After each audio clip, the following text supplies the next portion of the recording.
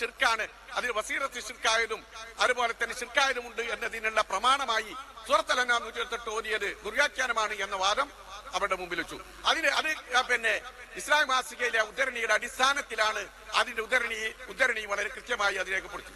അവർ പറഞ്ഞു, പറഞ്ഞതുപോലെ സൂറത്തുൽ അൻആം പറ്റില്ല, മനുഷ്യനെ സംബന്ധിച്ച് അതിശയമോ ഭൗതികമൊന്നും പറ്റൂല, വെറും ആ ഒരു ഇസ്ലാം മാസികയിലെ പിന്നെ ഗണ്ണിക മാത്രമേ പാടുള്ളൂ എന്ന് ശഠിക്കുകയാണ് ചെയ്ത്. 128 ആയത്തോടെ ഓതാനേ പാടില്ല എന്നൊരു ശാഠ്യം പിടിച്ചു.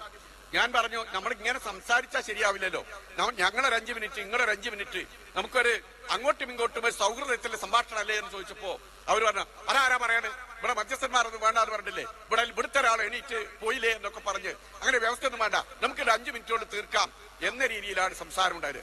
അത് പറ്റില്ല. അങ്ങനെ അവർ സംഭാര വ്യവസ്ഥയിലേക്ക് വരുന്നതിന് പകരം പെട്ടെന്ന് തന്നെ അവർ നിലപാടുകൾ പെട്ടെന്ന് മാറ്റുക ചെയ്ത്. പെട്ടെന്ന് തന്നെ പറഞ്ഞു, സംഭാര വ്യവസ്ഥ നടക്കണമെങ്കിൽ KJUന്റെ ലെറ്റർ വേണമെന്ന്.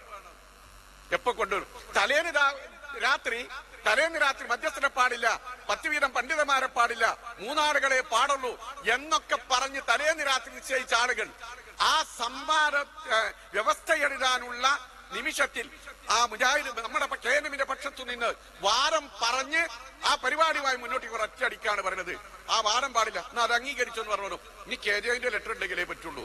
എന്ത് ചെയ്യാൻ പറ്റും? ഒരു സംഘടനയുമായുള്ള സംഭാരവുമായി ബന്ധപ്പെട്ട കാര്യത്തിൽ ആദ്യമായിട്ടാണ് ഇത്തരം ഒരു അനുഭവം നമുക്കുണ്ടാകുന്നത്. എന്തു ചെയ്യാം? KJUമായി ഇത്തരം ഒരു കാര്യം ചർച്ച ചെയ്യേണ്ടതുണ്ട്. നമ്മൾ പറഞ്ഞു, എന്തായാലും അവരുടെ വാദം അംഗീകരിക്കാം എന്ന് തന്നെ തീരുമാനിച്ചു. നമ്മൾ അവരോട് പറഞ്ഞു, ഓക്കെ, നിങ്ങൾ ഇന്നലെ രാത്രി വരെ നിങ്ങൾക്കത് പറഞ്ഞുകൂടായിരുന്നോ? KJUന്റെ ലെറ്റർ വേണമെന്ന് നിങ്ങൾക്ക് പറഞ്ഞുകൂടായിരുന്നോ? അങ്ങനെ ഒരു കണ്ടീഷൻ നിങ്ങൾക്ക് പറഞ്ഞോ? ഇതുവരെയായിട്ട് ഏതെങ്കിലും സംഭാവനകൾ കോഴിച്ചന, പന്നിപ്പാറ, അതുപോലെ തന്നെ പത്തപ്പിരിയം സംഭാവനകൾ നിങ്ങൾ നടത്തിയിട്ടില്ലേ? അവിടെയൊക്കെ നടത്തിയത് KJUയുടെ ലെറ്റർ മുഖാന്തരാണോ? അല്ലല്ലോ.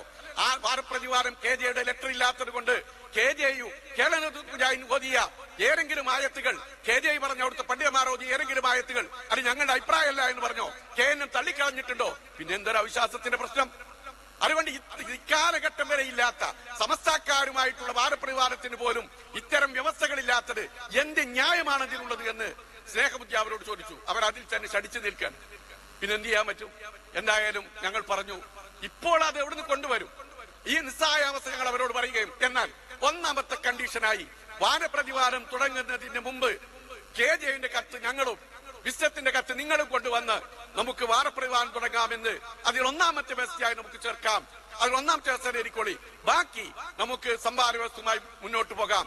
സൂപ്പർ ബസാർ യൂണിറ്റ്, അതുപോലെ തന്നെ വിസ്ഡം യൂണിറ്റുമായി KNM യൂണിറ്റും വിസ്ഡവുമായിട്ടുള്ള ബാക്കിയുള്ള സംഭാര വ്യവസ്ഥയുമായി മുന്നോട്ട് പോകാം എന്ന് പറഞ്ഞപ്പോ അപ്പോഴാണ് ബഹളം. മിണ്ടാൻ പാടില്ല, സംസാരിക്കരുത്, അത് മാത്രമല്ല KJUന്റെ ലെറ്റർ ആണ് വേണ്ടത്, KJU ലെറ്റർ കൊണ്ടുവന്നിട്ടേ പറ്റുള്ളൂ.